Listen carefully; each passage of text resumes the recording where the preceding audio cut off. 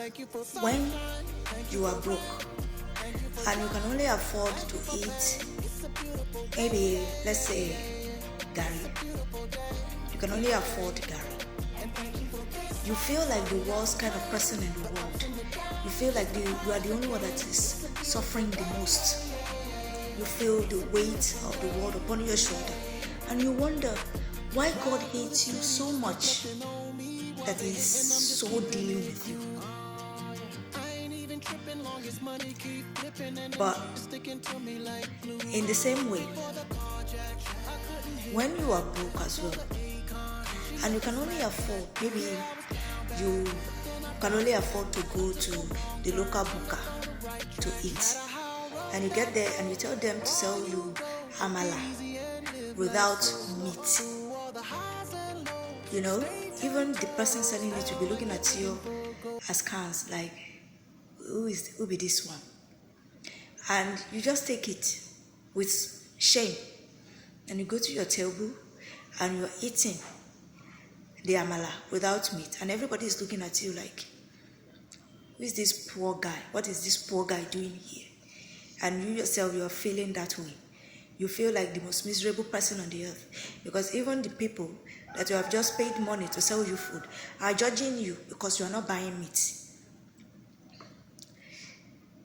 That aside as well. Now, in comparison, let's now say you now have money. You have all the kind of food in your store. But it just so happens that you just feel like drinking Gary. You understand? You just want to take Gary. That's what you feel like taking. And then you go in, you take your Gary, you drink it. Do you know how you will feel? How would you feel in that situation? You will feel on top of the world. You will feel that you have just done something that you wanted to do, right? You will feel satisfied. You will drink the Gary and you will thank God.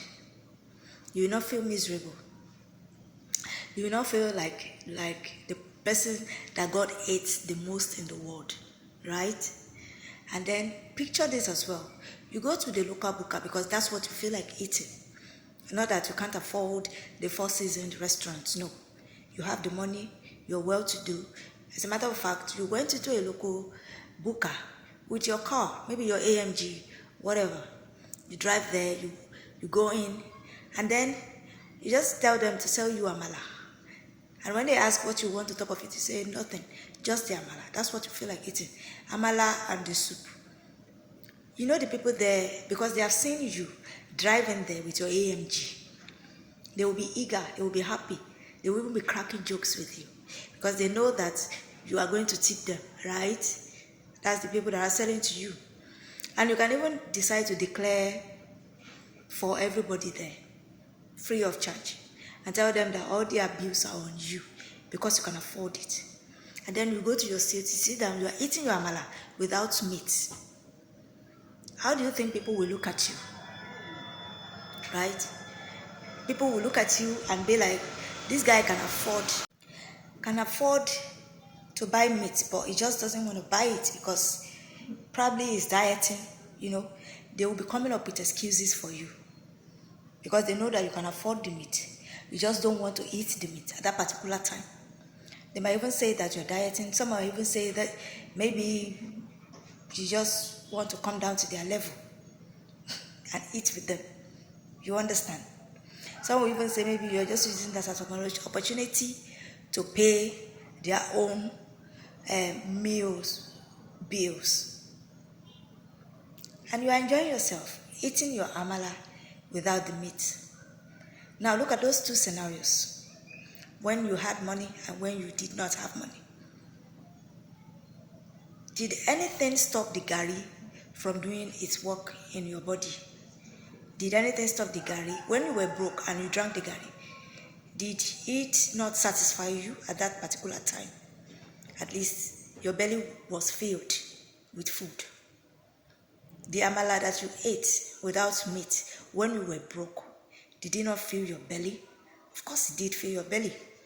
And also when you now had money and you decided to drink Gary, just because that's what you felt like drinking, Did it still not satisfy your belly? Of course it did.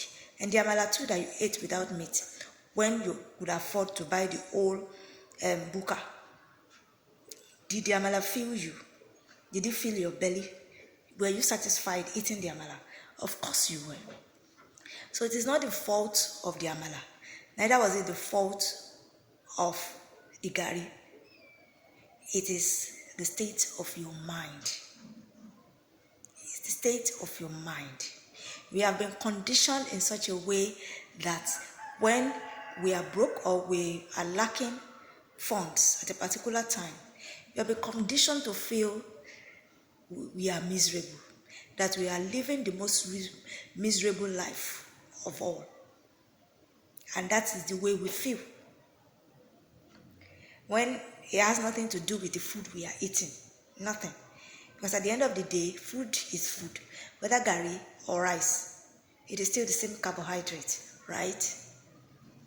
But at that time that you were broke, you were feeling, you could even be accusing the gari. And be like, gari is the worst of all. And now, in this context now, we're talking about gari. Do you know how much gari costs now in the market? So drinking gari is not even a mark of poverty. It is a mark of wealth. So in the same vein, the bottom line of what I'm trying to say is this. Whatever we are going through, it is just a phase. And we should not feel miserable at that time because of what we are going through. We should not allow our present condition make us feel like we are living the most miserable life. Because the truth is, what really is important is that we are alive and that we are healthy. A lot of the rich people that have all the money in the world, some of them cannot even attempt to drink gari. It will have adverse effect on their health. You see a lot of them taking too many precautions.